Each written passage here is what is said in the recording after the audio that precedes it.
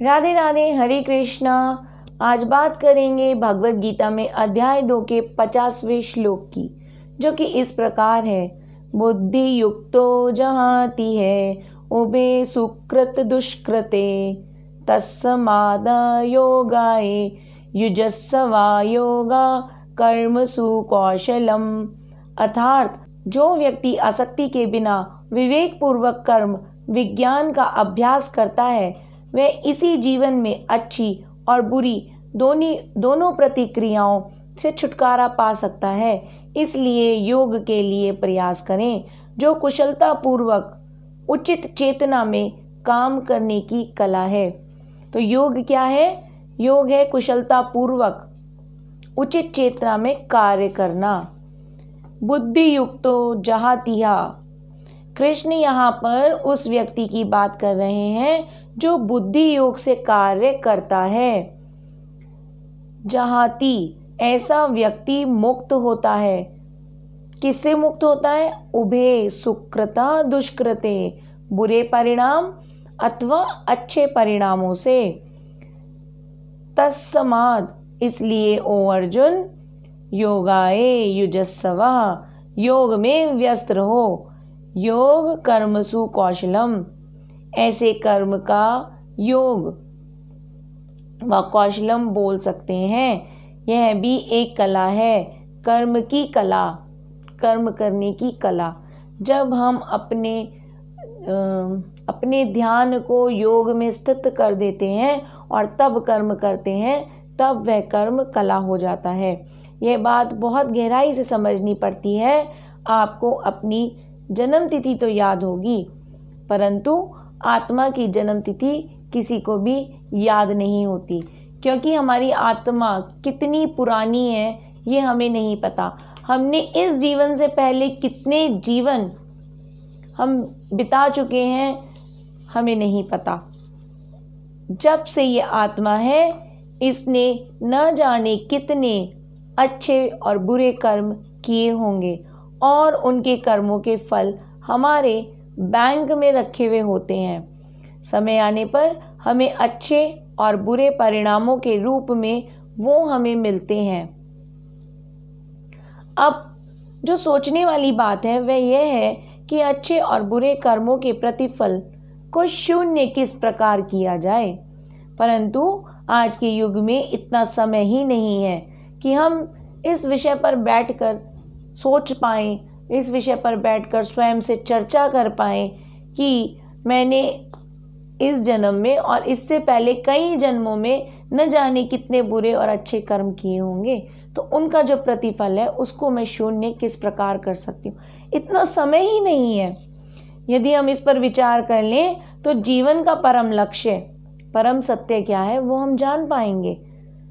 हम क्यों नहीं जान पाते अपने जीवन का परम लक्ष्य, परम सत्य?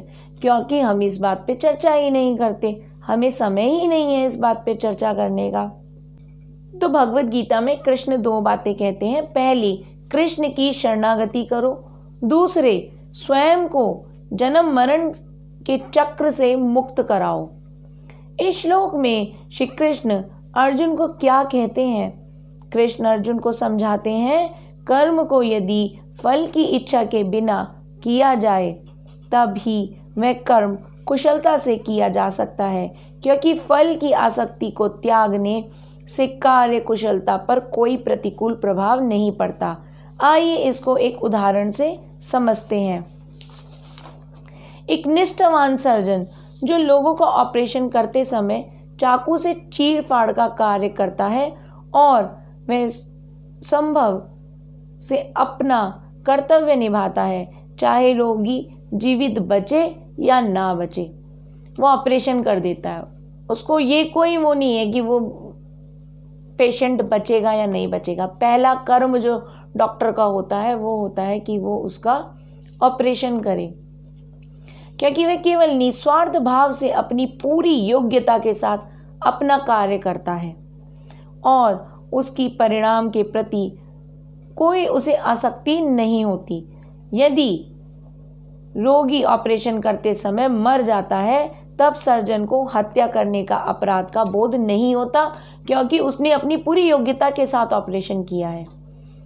यदि उसने योग्यता में चूक करे तब उसे हत्या का बोध होगा, परंतु यदि उसने पूर्ण योग्यता अपनी ऑपरेशन करते समय झोंकी है तब कोई हत्या का बोध नहीं होता।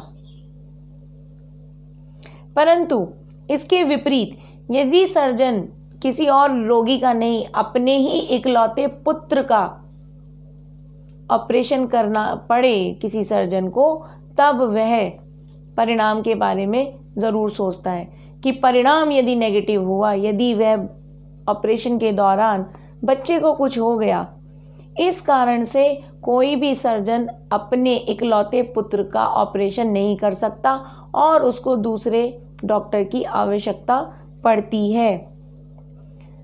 तो इससे सिद्ध होता है कि परिणाम के प्रति आसक्ति का भाव यदि आ जाता है और उसमें वह भय व्यक्त हो जाता है कि वह कुशलतापूर्वक ऑपरेशन करने के योग्य नहीं है, वह दूसरे सर्जन की सहायता लेना चाहता है। इससे ज्ञात होता है कि परिणाम के प्रति आसक्ति हमें अपेक्षाकृत अधिक कुशल नहीं बनाती, अपितु इसके विपरीत आसक्ति हमारी कार्य कुशलता को नकारात्मक रूप से प्रभावित करती है।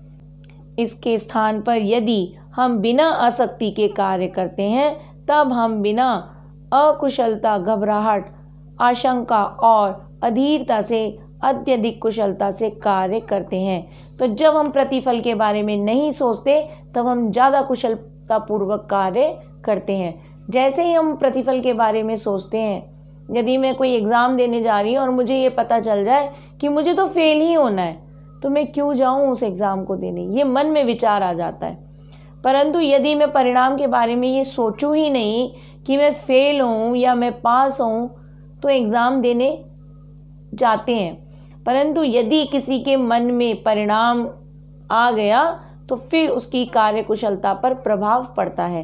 तो यदि परिणाम नहीं रखेंगे मन में तो हम और अच्छे से कार्यकुशलता के साथ उस कार्य को कर सकते हैं और कर पाते हैं। इसीलिए श्री कृष्ण कहते हैं कि परिणाम को त्याग दो, परिणाम की इच्छा को त्याग दो और तब फल कर्म करके देखो। ऐसा कार्य हमें हमारे जीवन में परम सत्य की ओर, परम लक्ष्य की ओर ले जाता है, जो कि है जन्म और मरण के चक्करों से मुक्ति। तो जब हम कर्म के फल की इच्छा को त्याग कर कर्म करना सीख जाते हैं, तब हम अपने आप को इस जन्म मरण के चक्कर से मुक्त भी करा पाते हैं। इसी के साथ राधे राधे, हरे कृष्णा, हरि बोल।